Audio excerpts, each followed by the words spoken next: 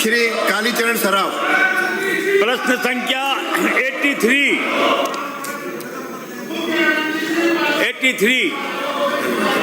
पढ़ना है जवाब। बोलो। पूर्ववर्ती सरकार के कार्यकाल में राज्य की कर क्रय विक्रय सहकारी समितियों में हुए निर्णित कथित गबन व अनियमितताओं के प्रकरण का विवरण परिशिष्ट 1 पर संलग्न है। खंड 2, उक्त घोटालों में दोषी पाए गए अधिकारियों, कार्मिकों एवं फर्म के विरुद्ध विभाग द्वारा की गई कार्रवाई का विवरण परिशिष्ट 1 पर संलग्न है।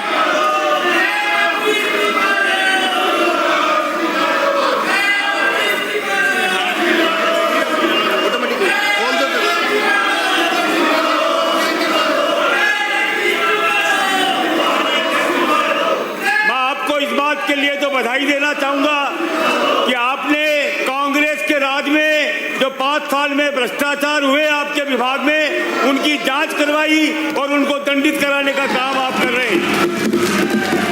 अब मैं आपको ये पूछना चाहता हूं कि आपने 1 साल के कार्यकाल में कितने भ्रष्टाचारियों के खिलाफ जांच करवाई है और कितने लोगों को आपने जांच करा के दोषी पाया है, बताइए।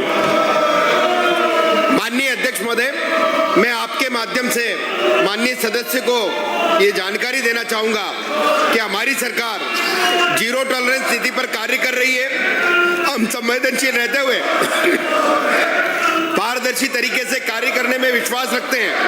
माननीय अध्यक्ष महोदय, मैं आपको अवगत कराना चाहूंगा कि विभाग में पिछले 1 साल में कई गंभीर शिकायतों, अनियमितताओं और गंभीर प्रकरणों में संबंधित पिछले साल जनवरी में लगभग 792 प्रकरण विचाराधीन थे, जिनमें धारा 55 के 242, धारा 57(1) के 318 एवं धारा 57(2) के लगभग 232 प्रकरण शामिल थे।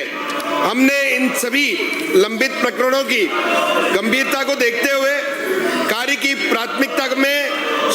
कार्यों की प्राथमिकता में शामिल किया एवं विभागीय स्तर पर एक कार्य योजना तैयार की गई एवं इसमें गति ला करके 31 जनवरी 2025 तक हमने 519 प्रकरणों का निस्तारण कर दिया है और अब वर्तमान में 273 प्रकरण ही बाकी रहे हैं। विभाग के संज्ञान में जो भी गंभीर प्रकरण लाए गए और जिन दोषी अधिकारियों की मिलीभगती थी, ऐसे प्रकरण में हमने अभियोजन की स्वीकृति भी दे दी है।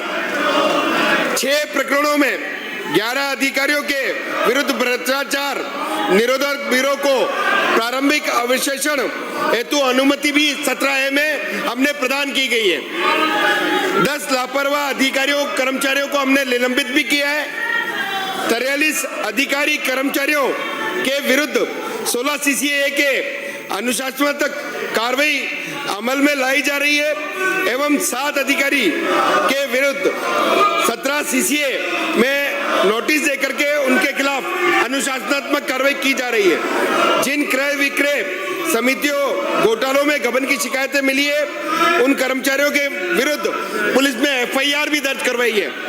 यही नहीं, विभाग में शिकायतें प्राप्त होने पर उनकी गंभीरता देखते हुए राज्य स्तर पर एक टीम गठित कर उनकी जांच करवाई जा रही है। माननीय अध्यक्ष महोदय, मैं आपको पूछना चाहता हूं कि ये 24 करोड़ की फसलें जो डकार गए 37 अफसर, उनमें से कई अफसरों को फील्ड पोस्टिंग दी हुई है। जैसे मुरली मनोहर अभी फलोदी में अतिरिक्त रजिस्ट्रार ने जांच करवाई थी, लेकिन वसूली नहीं हो पाई।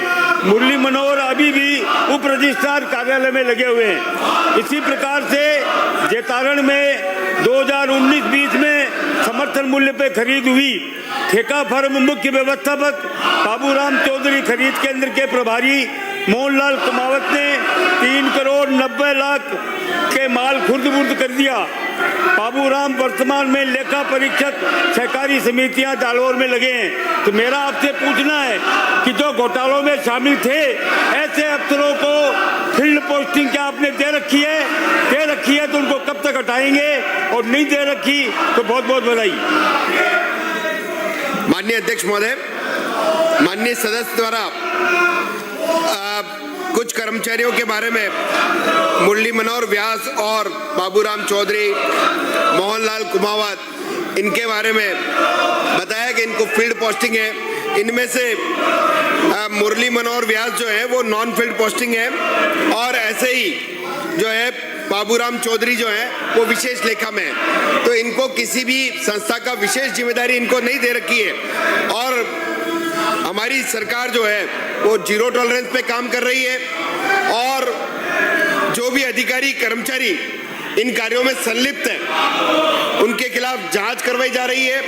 अगर दोषी पाए जाने पर एफआईआर भी करवाई जा रही है, और अगर कोई अधिकारी उच्च अधिकारी पदस्थापन है तो उनकी आप जानकारी संज्ञान में लाएंगे, उनको हम नियमानुसार परीक्षण करके कार्रवाई करके उन पे खिलाफ कठोर से कठोर कार्रवाई करेंगे। श्री गोपाल शर्मा।